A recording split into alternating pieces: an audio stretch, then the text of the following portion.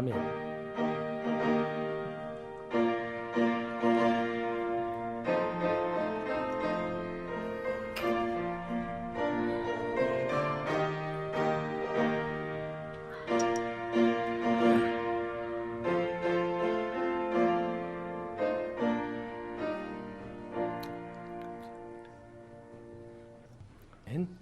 오늘 함께 보실 하나님 말씀 마가복음 1장 9절부터 13절까지 있는 말씀 우리 다 같이 함께 봉독합니다. 그때 예수께서 갈릴리 나사렛으로부터 와서 요단강에서 요한에게 세례를 받으시고 곧 물에서 올라오실새 하늘이 갈라짐과 성령이 비둘기같이 자기에게 내려오심을 보시더니 하늘로부터 소리가 나기를 너는 내 사랑하는 아들이라 내가 너를 기뻐하노라 하시니라. 성령이 곧 예수를 광야로 몰아내신지라. 광야에서 40일을 계시면서 사탄에게 시험을 받으시며 들짐승과 함께 계시니 천사들이 수종들더라. 아멘. 예수님께서 이 땅에 오셔서 이제 하나님의 뜻을 이루시는 삶을 시작하십니다. 근데 그 삶을 시작할 때 오늘 우리가 본문에서 읽은 특별한 두 가지의 일을 예수님께서 행하십니다. 하나는 무엇이냐 하면 세례를 받으시는 것입니다. 두 번째는 무엇이냐 하면 광야로 나가서 시험을 받으시는 겁니다. 세례를 받았다, 광야로 나가 시험을 받았다.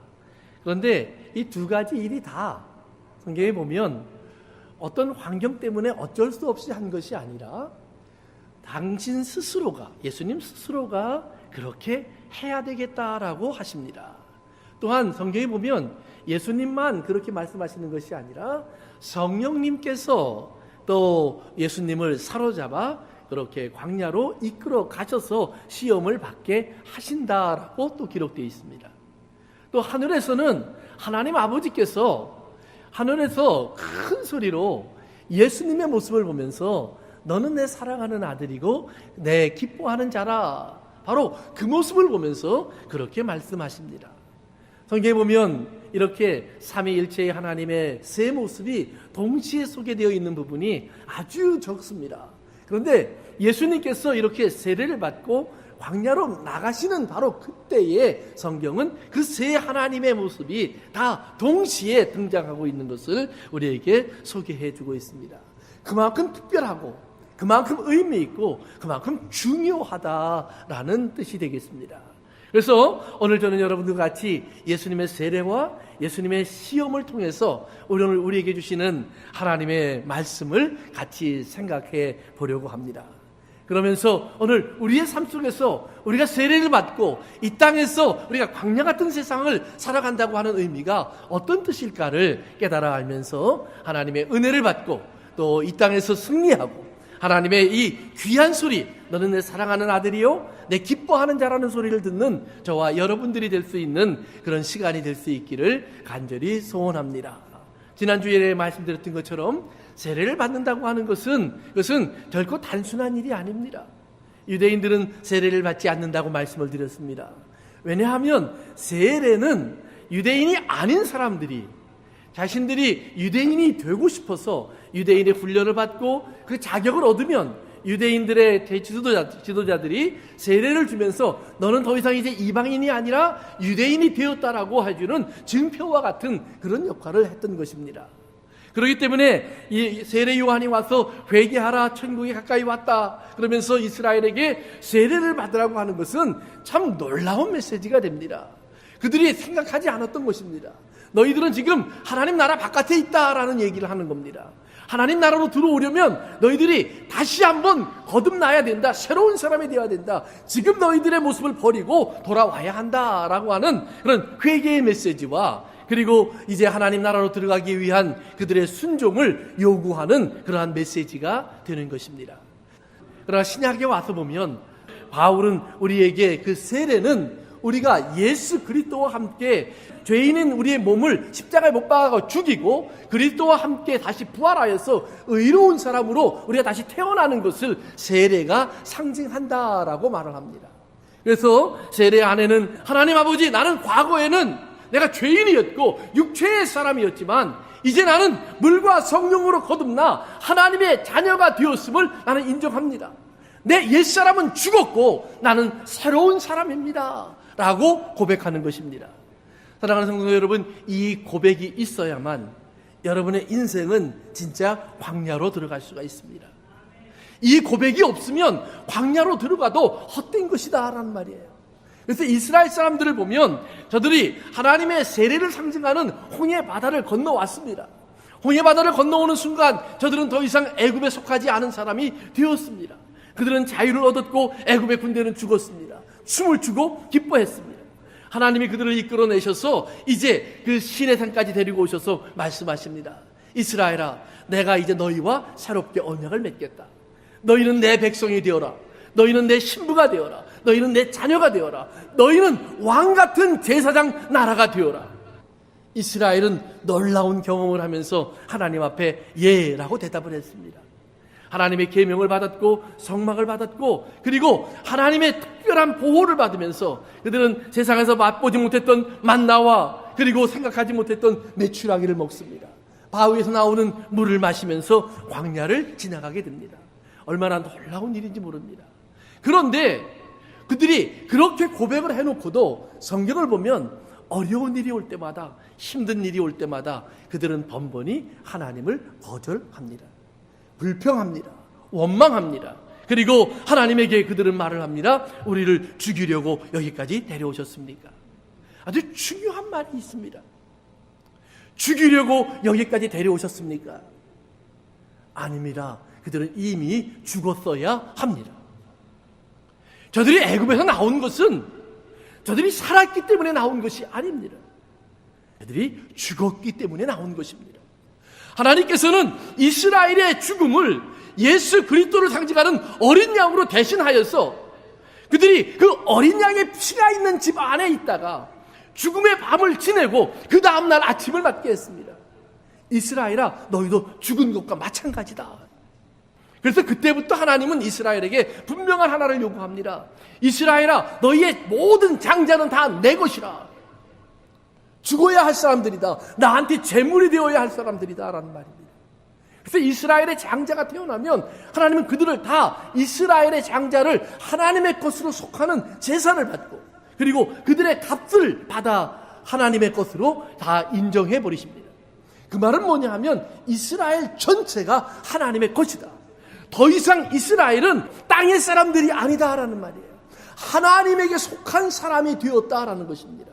그런데 하나님 앞에 속한 사람이 되기 위해서 그들이 경험하는 것이 뭐냐 하면 죽음인데 하나님은 그 죽음을 어린 양이 대신하게 하심으로 말미암아 이스라엘에게 새로운 삶을 부여해 주시는 것입니다. 그래서 어린 양 예수 그리스도의 죽음으로 인해서 이스라엘은 이제 홍해 바다까지 왔고 홍해 바다까지 왔을 때 이스라엘은 드디어 깨닫습니다. 우리는 죽을 존재구나. 그런데 그 죽을 존재라고 하는 이스라엘 앞에 하나님이 문을 열어주셨다는 말입니다. 그들이 바다를 지나왔습니다. 그들은 죽었습니다라고 고백을 하고 바다로 들어왔고 그들은 살아나와 춤을 추며 하나님께 찬송한 것입니다. 즉 저들이 똑같은 사람인 것 같지만 저들은 홍해 바다를 지나오는 그 순간에 이미 저들의 모든 죽음, 옛사람을 애굽에 내버려 두고 새사람이 되어서 이 땅으로 옮겨져 왔다라는 사실입니다. 그렇기 때문에 우리가 예수를 믿으면서 우리가 꼭 알아야 할 것이 있습니다. 한번 여러분 질문해 봅시다. 죽은 다음에 장례식을 하나요? 장례식을 한 다음에 우리가 죽나요? 그렇죠. 죽은 다음에 장례식을 해요. 세례는 장례식과 같은 것입니다. 우리가 예수 그리스도를 믿습니다라고 얘기할 때 반드시 앞에 선결되는 조건이 하나가 있습니다. 그것이 뭐냐 하면 나는 죄인입니다라는 고백입니다. 우리는 죄인이 아니면 예수님을 안 믿어도 될지도 모릅니다. 그의 십자가가 필요 없는 사람입니다. 그러나 죄인이라면 죄의 싹은 사망입니다. 그 죄에서 우리 스스로를 구할 수 있는 사람은 이 땅에 아무도 없습니다. 우리 스스로가 살 수 있다라고 생각하고 수많은 노력을 해보지만 결국은 모든 사람이 예외 없이 다 반드시 죽을 수밖에 없었던 것이 인간의 삶입니다. 그런데 우리가 죽을 수밖에 없는 우리를 하나님께서 이제 예수 그리스도의 십자가로 인해서 대신 죽은 것으로 여겨주고 우리에게 새로운 삶을 줍니다. 때문에 우리가 새로운 삶을 우리가 누리려면 우리는 반드시 우리의 옛사람, 죽은 사람을 장례식을 치러야 합니다. 그래서 내가 죽었다고 하는 것을 이 땅에 선포해야 한다라는 말입니다. 그 내가 죽었다는 것을 선포하는 것이 그래서 세례입니다. 요즘 일반적으로 세례를 베풀 때는 우리가 조그만 그릇에 물을 담아 갖고 와서 그저 머리에 부려주고 이렇게 세례를 베풉니다. 물론 그렇게 한다고 해서 세례가 잘못됐다는 말은 아닙니다. 그러나 좀 더 참된 의미 있는 세례는 그래서 우리가 세례보다는 침례라고 하는 것이 좀 더 의미가 있습니다. 그 침례는 뭐냐 하면 사람들을 물속에 완전히 집어넣다가 꺼내줍니다. 근데 침례를 할 때 보면 우리가 스스로 물에 들어갔다가 스스로 나올 수 없습니다. 그러면 뭐예요? 나는 죽었는데 내 힘으로 살아나오지 않습니다. 누군가가 나를 꺼내 주었습니다. 바로 이것이 하나님의 구원인 줄로 믿습니다. 그러니까 회개라고 하는 것은 여러분들이 잘 기억하세요. 단순하게 내가 앞으로는 죄를 안 짓고 살아야지, 이게 회개가 아닙니다. 진정한 회개는 나는 옛사람이 죽었습니다. 그렇기 때문에 옛사람이 살던 대로 난 더 이상 살지 못합니다. 내가 이제 산 것은 내가 산 것이 아니라 나를 사랑하여 내 죄를 대신하여 주신 예수 그리스도 안에 있는 하나님의 그 은혜와 사랑으로 말미암아 내가 다시 살았습니다. 그러니까 이제 나는 하나님의 말씀과 하나님의 뜻을 위하여 살 수밖에 없습니다. 왜냐하면 내 안에 있는 새 사람은 오직 그것만을 원하기 때문입니다. 내 안에 있는 새 사람은 죄를 싫어하기 때문입니다. 내 안에 있는 새로운 생명은 범죄할 수도 없기 때문입니다. 사랑하는 성도 여러분, 꼭 기억하시기를 바랍니다. 여러분이 예수 그리스도를 믿고 여러분이 세례를 받았다면 나의 옛사람은 반드시 죽었고 지금 내가 산 것은 새 사람이다라는 말이에요. 똑같은 육체를 가졌지만 그 육체 안에 하나님의 영이 임하면서 여러분은 산 사람, 산 영이 된 것을 믿으시길 주님의 이름으로 축원합니다. 그래서 똑같은 육체 같지만 하나님의 영이 없는 사람은 죽은 사람들이에요. 죽은 사람들. 그래서 죽은 사람이기에 그들은 이 세상에서 버림받고 이 세상에서 마음대로 살 수 있도록 내버려 둠을 당하는 겁니다. 그러니까 그들은 그렇게 마음대로 사는 것이 자기들의 자유이고 특권인 줄 알고 있다는 말이에요. 그러나 진정한 사랑을 입은 사람은 마음대로 살지 못합니다. 왜냐하면 사랑의 요구가 있기 때문입니다. 사랑의 음성이 있기 때문입니다. 사랑의 관계가 있기 때문입니다. 사랑은 끊임없이 우리로 하여금 무언가 하나님의 뜻과 나를 사랑하시는 그분을 위해서 내가 무엇을 해야 할까를 자꾸 일깨우게 되어 있어요. 우리가 억지로 사랑하지 않는 사람을 위해서 하는 일들은 참 어렵습니다. 교회를 봐도 마찬가지예요. 주님을 사랑하는 사람들이 교회를 섬기는 것과 주님을 사랑하지 못하는 사람들, 주님의 사랑을 모르는 사람들이 교회를 섬기는 것엔 큰 차이가 있습니다. 진정 예수님의 사랑을 아는 사람들이 교회를 섬기는 건요, 그것은 아무 다른 사람들의 칭찬이나 상이 필요 없어요. 예수님을 봐도 그랬고 바울을 봐도 그랬어요. 그들이 진짜 하나님의 사랑을 알기에 심지어 세상 모든 사람이 돌을 던지는데도 하나님의 사랑을 노래했어요. 하나님의 사랑을 기뻐했어요. 아주 즐겁게 걸어가요. 그런데 하나님의 사랑 속에 들어가 있지 않은 사람들이 하는 걸 보면 반드시 인정받아야 합니다. 반드시 사람들이 칭찬받아야 합니다. 반드시 사람들이 손뼉 쳐줘야 합니다. 그리고 이것을 보이기 위한 행동들을 자꾸 합니다. 예수님 당시에 이스라엘 사람들을 예수님이 특별히 바리새인이나 제사장들을 외식하는 사람, 겉모습만 꾸미는 사람 이렇게 부르셨는데 그렇게 부르신 여러 가지 이유 중에 하나가 그런 것이 있어요. 저들이 나는 하나님의 사람이다라고 하는 옷을 만들어 입는데요, 다른 사람들이 볼 때에도 딱 눈에 띌 정도로 멋지게 만들어 입어요. 여기다가 하나님의 말씀을 내가 지킵니다라고 하는 상징인 줄을 달게 되어 있는데요, 보통 사람들은 요만한 걸 하나 단다면 자기들은 걸어가면 줄이 사람들 눈에 띌 수밖에 없도록 그렇게 멋있게 달아요. 구제를 해도 기냥하지 않습니다.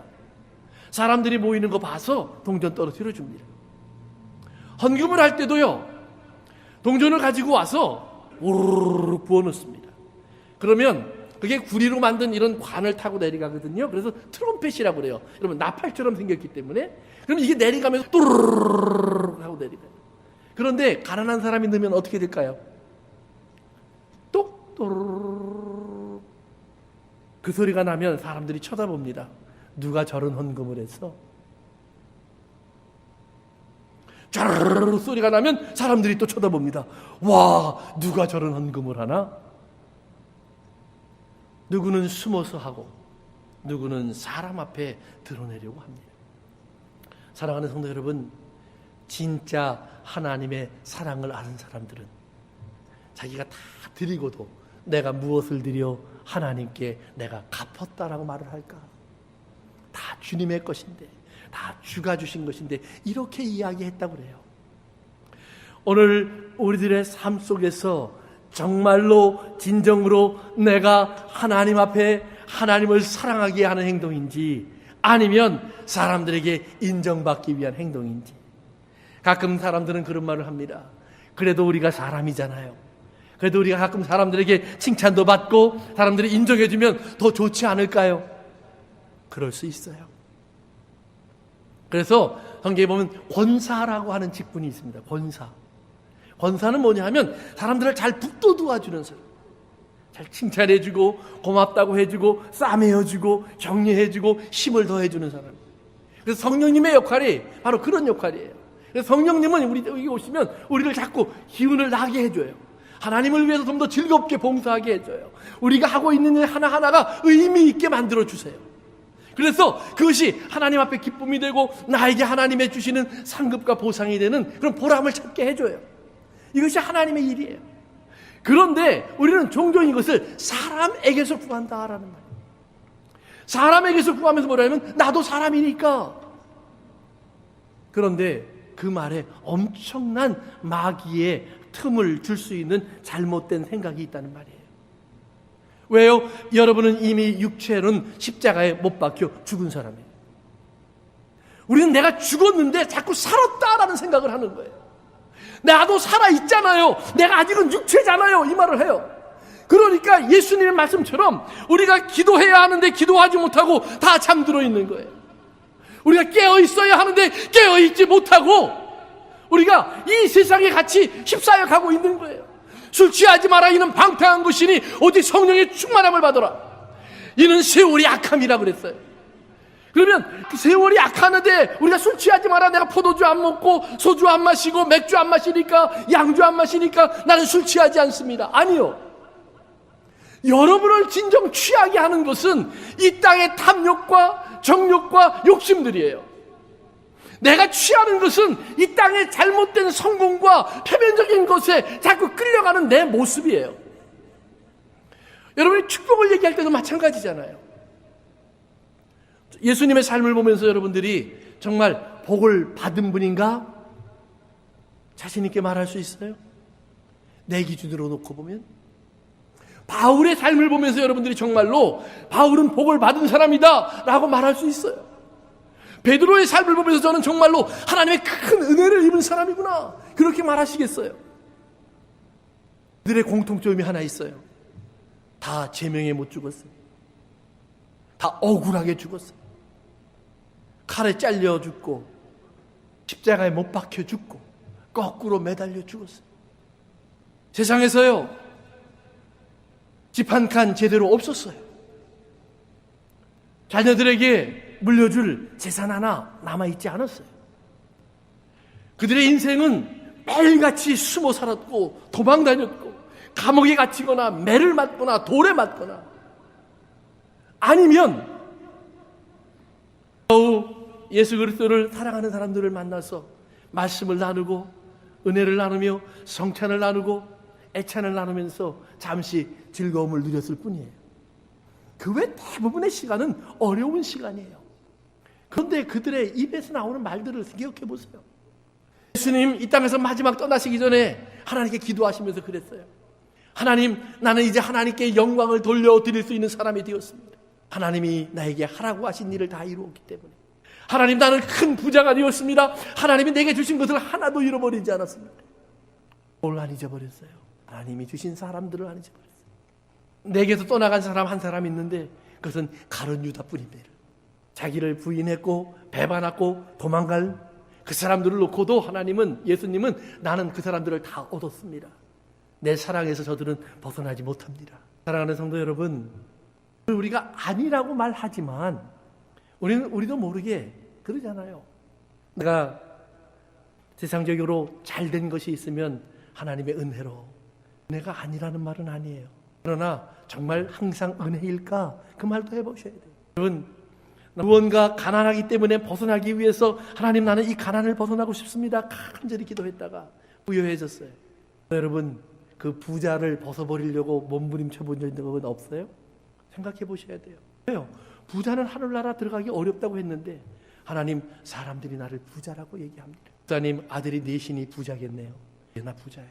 그런데 이 네 아들 때문에 하나님, 나는 내가 부자처럼 살고 있지 않은가 생각해 봐야 돼요.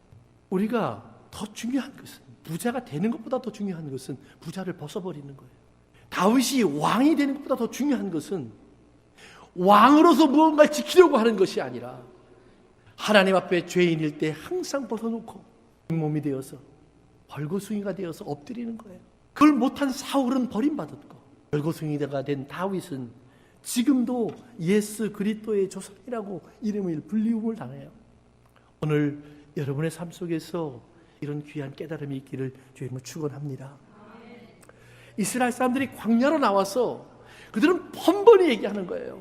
육체적으로 무슨 문제가 있으면, 먹는 거, 아픈 거, 목마른 거, 추운 거, 더운 거, 잠자리 불편한 거, 자신들을 괴롭히는 사람이 나타나는 거, 어떤 일들만 있으면 이들은 하나님, 왜 우리를 이곳으로 데려와서 이 고생을 시킵니까? 그래요.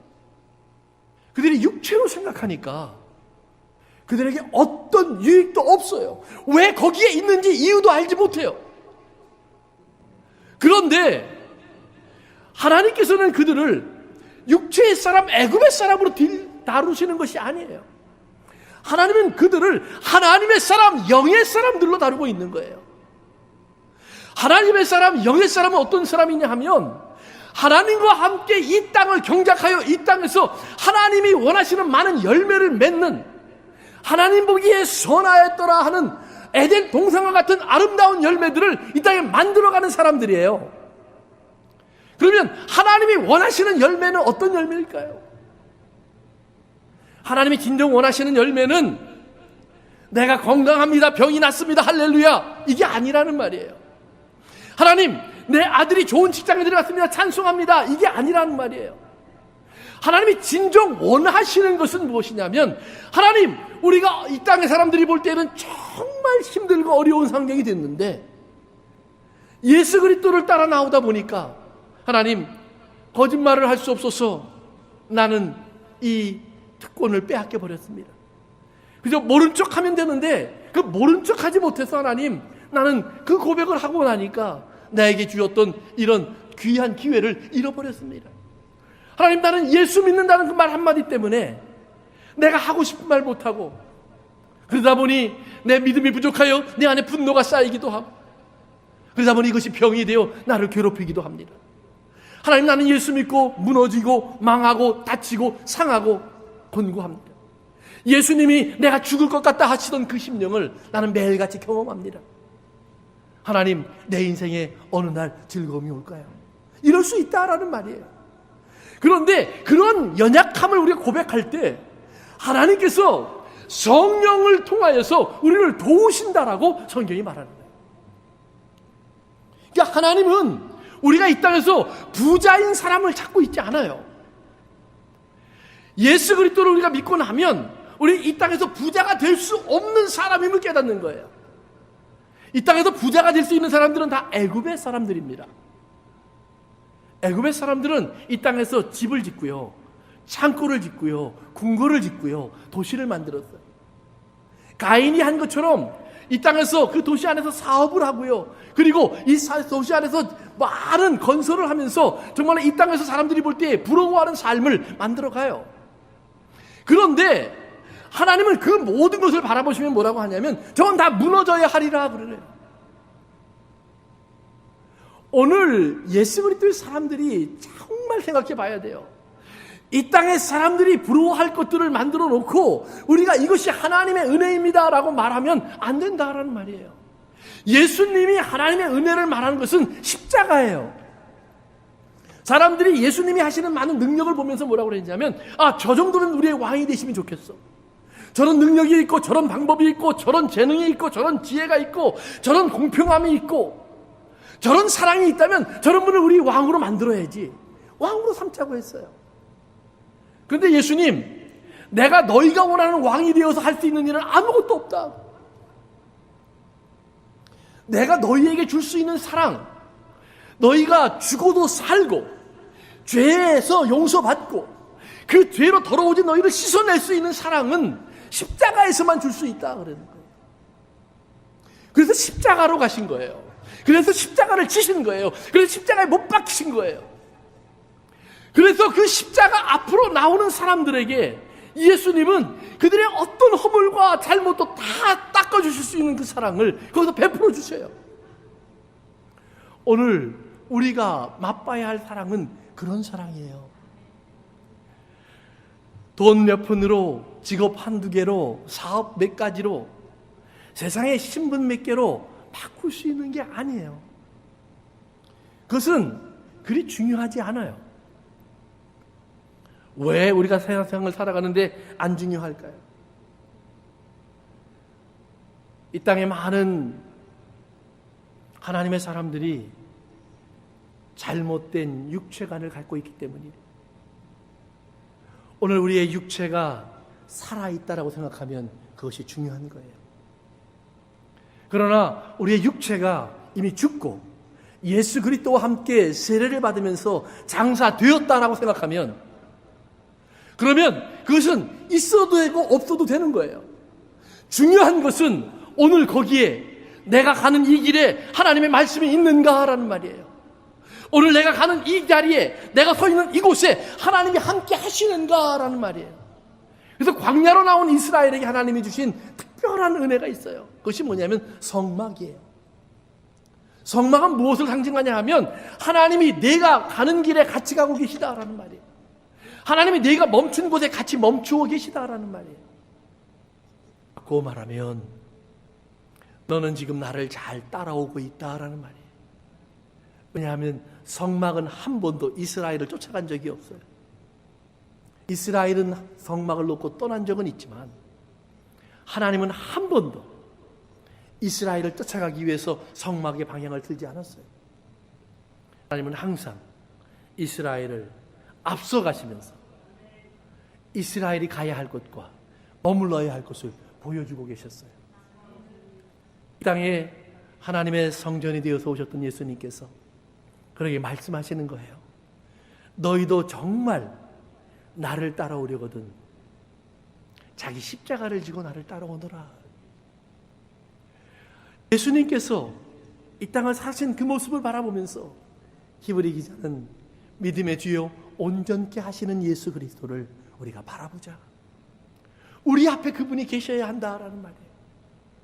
여러분, 오늘 여러분의 눈앞에 예수님이 계시기를 주님의 이름으로 축원합니다. 하나님의 성전이 되신 예수님,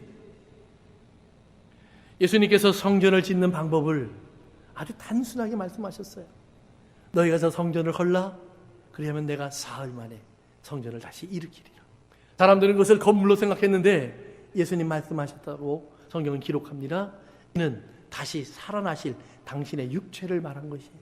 예수님의 몸, 부활하신 예수님이 보여야 한다라는 말이에요. 살아계신 예수님이 우리와 함께함이 느껴져야 한다라는 말이에요.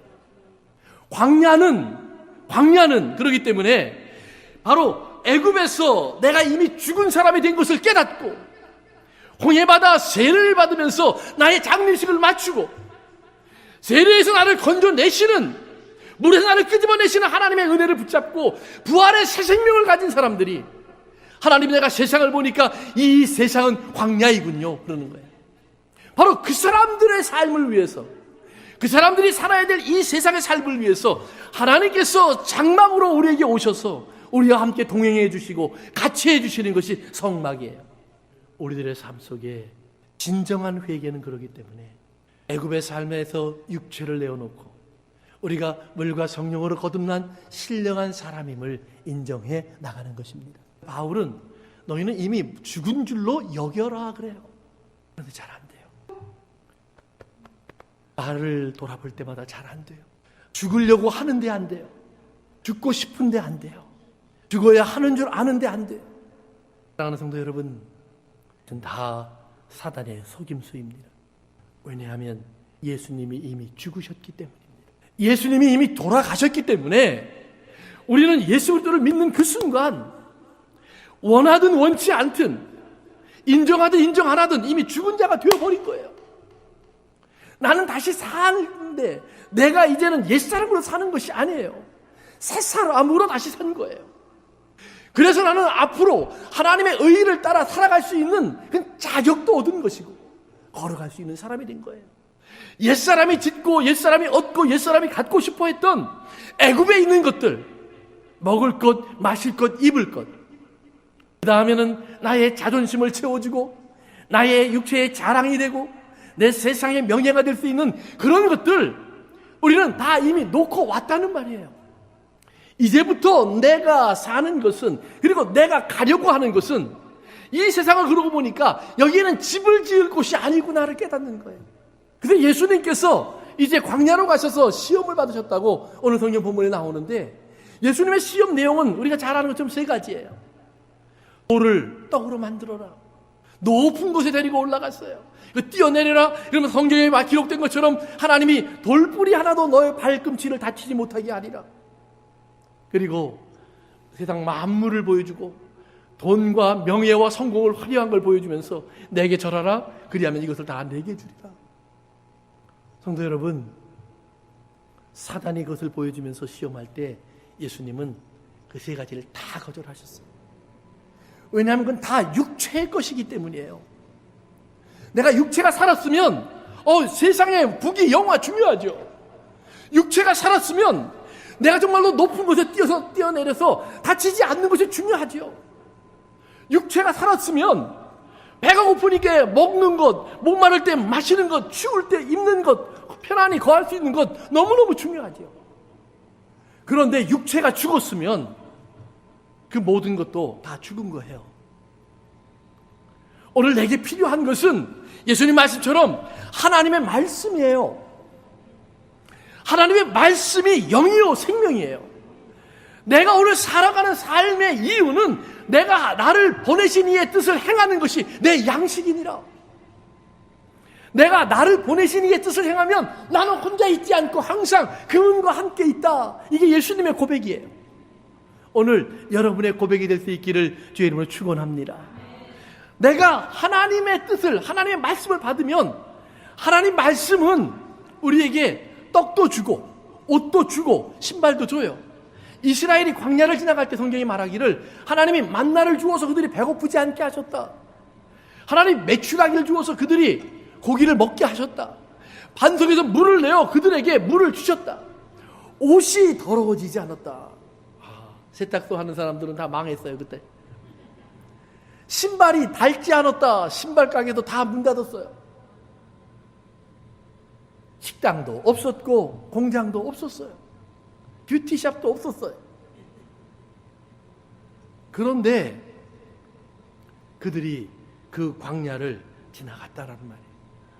여러분, 세상이 광야로 보여야 우리가 되는 것이 뭐냐 하면 세상이 광야로 보여야 지나가야 될 곳이라고 보이는 거예요. 이곳이 애굽처럼 보이면 여기에 집 짓고 싶잖아요. 여기에 무덤 만들고 싶잖아요. 그러나 우리가 여기 광야로 보이면 여기 집 짓고 싶지 않죠. 왜 여기에 광야를 만들어요? 왜 여기에 무덤을 만들어요? 우리의 무덤은 하나님의 언약 속으로 들어가는 거예요. 예수 그리스도의 언약 속으로 들어가는 거예요. 죽긴 죽는데 애굽에 묻지 않고 요셉이, 야곱이 내 시체를 반드시 약속의 땅에 갖다 묻어두어라 하는 것처럼 예수 그리스도 안에 우리는 들어가 있는 거예요. 그래서 그분 안에서 우리가 죽어 있으면 그분에 살 때 우리는 같이 산 거예요. 이미 여러분이 이미 부활한 생명이라는 사실도 믿으시기를 주의 이름으로 축원합니다.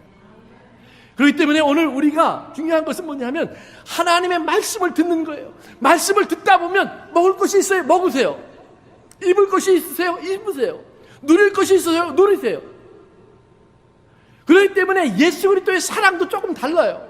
세상 사람들의 사랑은 물론 먹을 것 안 나눠주는 건 사랑 아니에요. 맞아요. 나만 잘 있고 잘 사는 거 그 사랑 아니에요. 맞아요. 그러나 어느 순간이 되니까 예수님 더 이상 병 안 고쳐주셨어요. 병 고쳐달라고 오는 사람한테 나는 너희를 위해서 오지 않았다 이런 말도 하셨어요. 우리의 왕이 되어서 우리를 잘 돌봐주세요. 그들이 요구하는 건 잘 돌봐달라는 거예요. 예수님 아니라고 그러셨어요. 제자들이 우리는 예수님이 필요한데 놓고 가지 마세요. 놓고 가셨어요. 왜냐하면 그들의 영을 위하여 줄 수 있는 하나님의 사랑은 십자가에서밖에 못 줘요. 바꾸고 말하면 오늘 예수 그리스도의 사람들도 우리가 하나님으로부터 이 영의 은혜를 받아야 하고 하나님의 예수 그리스도의 보혈의 능력을 받아야 하고 성령의 권능을 받아야 하고 하나님의 말씀을 받아서 우리도 그 사랑을 주는 거예요. 이 땅에서 도덕, 성인, 군자가 되는 거 아니에요. 예수 믿는 사람들은 절대 성인, 군자 아닙니다. 우리는 참 힘들고 참 어렵고 참 잘 넘어지고 참 잘 변해요. 그러나 그때마다 우리가 하나님 내 육체는 죽고 내 영혼이 사는 것을 내가 압니다 라고 고백하면서 하나님 내 영혼이 깨어 일어날 수 있도록 내 영혼에 힘을 주시고 내 영혼에 말씀을 주시고 내 영혼에 하나님의 은혜를 주세요. 그래서 우리가 이 땅에 나누어 주고 싶은 생명의 떡은 예수 그리스도가 되어야 돼요. 여러분들이 예수 그리스도를 주기 위해서라면 빵도 나누어요. 예수 그리스도를 줄 수 있다면 떡도 나누어요. 그러나 예수 그리스도가 아니라면 거기에 크게 시간 낭비할 필요 없어요. 세상이 요구하는 사랑과 자비와 긍휼은 대부분이 육체적인 거지 영적인 것 아니에요. 그렇기 때문에 예수님의 사랑은 어느 순간인가 육체적으로 느낄 수 없는 사랑이 되어버려요. 육체적으로는 실패한 사랑이 되어버려요. 그런데 하나님의 은혜 가운데서 그 십자가가 있기 때문에 우리의 죄가 씻김받고 우리의 모든 저주가 사라져버려요. 우리가 예수 그리스도 안에서 이제는 나는 산자가 될 수 있는 그런 특권을 얻는 거예요. 그렇기 때문에 우리가 물과 성령으로 거듭나면 하나님의 사람들은 정말 가난해지는 거예요. 아무것도 없어요. 내게 무엇이 있어요? 내 손에 어떤 능력이 있고 내 등에 어떤 짐을 질 수 있고 내 발에 어떤 능력이 있어요? 아무것도 없어요. 하나님이 은사를 주셔야 하고 하나님이 선물을 주셔야 하고 하나님이 채워주셔야 하고 하나님이 인도해 주셔야 되고 하나님이 역사해 주셔야 되고 하나님이 우리 앞서 나가주셔야 하고 하나님이 우리를 위하여 싸워주셔야 하고 하나님이 우리를 보호해 주셔야 되고 우리 모든 것이 하나님 안에 있어야만 되는 거예요. 여러분 철저히 가난해지시고 약해지시기를 주의 이름으로 축원합니다. 철저히 가난해지고 약해진 사람을 성경은 온유한 사람이라고 얘기를 해요. 이 온유한 사람이 되면 그러면 예수님이 하나님이 우리 안으로 마음대로 들어오실 수 있어요. 온유한 사람이 된 모세를 향해서 하나님 뭐라고 말씀하시냐면 내가 모세는 얼굴과 얼굴을 맞대고 얘기했다. 예수님이 온유하신 분이 되었기에 항상 하나님은 나와 함께 하신다. 이렇게 말할 수 있는 거예요. 오늘 여러분의 삶 속에서도 마찬가지입니다. 나는 하나님을 붙잡을 수 있는 방법도 없고 나는 이 땅에서 하나님 벗어날 수 있는 길도 모르는 사람이지만 그리고 나에겐 어떤 힘도 어떤 능력도 없는 사람이지만 우리 주님 말씀하신 것처럼 아버지 하나님 내게 하나님의 말씀 주시면 내가 듣겠고 내게 깨닫는 영을 주시면 내가 그 말을 이해하겠고 그리고 내가 듣고 깨달았사오니 주님 이제 날 보러 나오라고 하시면 내가 걷겠습니다. 내가 손을 내어 밀라고 하시면 손을 내어 밀겠습니다. 하나님 아버지 오늘 나를 움직이시옵소서. 사랑하는 성도 여러분, 여러분들에게 하나님은 강하고 담대하라고 하십니다. 강하기 때문이 아닙니다. 여러분이 담대하기 때문이 아닙니다.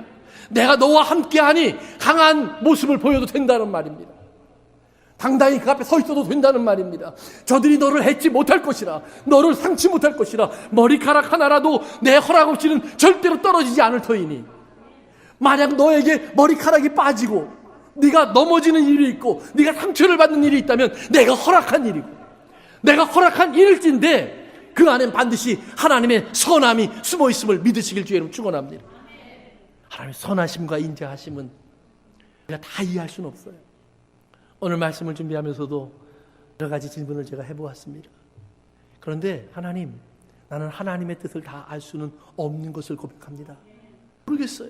왜 그런 일이 있어야 하는지, 왜 이런 일이 만들어져야 하는지, 왜 이런 눈물이 있어야 되고, 이런 아픔이 있어야 되고, 이런 오해가 있어야 되고, 이런 다툼이 있어야 되고, 이런 번민이 있어야 되고, 이런 갈등이 내게 있어야 하는지 이해할 수 없어요.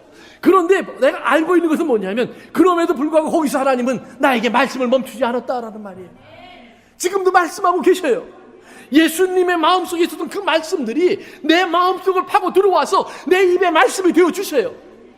말씀이 내게 가까워 내 입술에 있고 내 마음에 있다 하였으니, 이제 우리의 입술로 이 말씀을 우리도 고백하면 되는 거예요. 나의 이 연약함을 인정하면서 하나님, 내 생각을 말하지 않겠습니다. 내 감정을 아버지 하나님 앞세우지 않겠습니다. 내 느낌을 주장하지 않겠습니다. 내 판단을 말하지 않겠습니다. 하나님 아버지, 내게 주신 그 말씀을 가지고 아버지 하나님께서 말씀하신 대로 나도 한번 말해보겠습니다. 사랑하는 성도 여러분, 연약한 자의 특징은 그러기에 온유함입니다. 예수님께서 사단이 그에게 찾아와 가장 힘들 때 40일 금식하고 그리고 가장 배고플 때 한 말이 떡을 만들어라. 아마 번쩍했을 거예요. 아차, 내게 그런 능력이 있었지.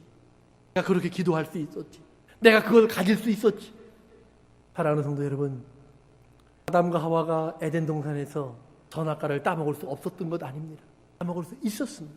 그러나 따먹었을 때 그들에게 온 것은 자기가 기대하지 않았던 에덴 동산을 빼앗기고 하나님에게서 멀어지고 그리고 광야 같은 곳으로 쫓겨나왔습니다. 근데 신기한 것은 그렇게 나와 있는 그들을 하나님은 계속 찾아왔습니다. 환영하는 사람이 없는데 계속 찾아왔습니다. 죄인이 돼버렸는데 계속 찾아왔습니다. 그리고 마침내 아무도 환영하지 않는 곳에 말씀의 육신이 되어 찾아오셨습니다. 그리고 그 십자가를 져주셨습니다. 사랑하는 성도 여러분, 그러기에 저는 광야 같은 내 인생이 그저 버림받은 인생이 아닌 것을 이제는 압니다. 거기에 주님이 계실 수 있기 때문입니다. 아니, 거기에 이미 주님은 자리 잡으셨기 때문입니다. 나의 육체를 장막 삼으셔서 이 안에 들어와 계심을 나는 알기 때문입니다. 그리고 주님께서 이 안에서 가장 달콤한 교제를 시작하십니다. 힘들지, 어렵지, 죽을 것 같이 나도 그랬다라고 말씀하십니다. 그러나 나도 그랬지만 우리가 한 걸음을 나아가보자, 두 걸음을 나아가보자. 오늘 이 말을 가지고 오늘 너를 넘어뜨리려고 하는 사단, 네가 육체라고 속삭여주는 이 사단의 말을 너희가 뿌리쳐버려라. 그리고 영의 사람임을 너희가 고백하라. 사랑하는 성도 여러분, 여러분과 저의 입술에서 우리가 이 하나님의 말씀을 고백하며 하나님의 승리를 같이 경험하는 귀한 한 주간이 또 될 수 있기를 주님 축원합니다. 기도합니다.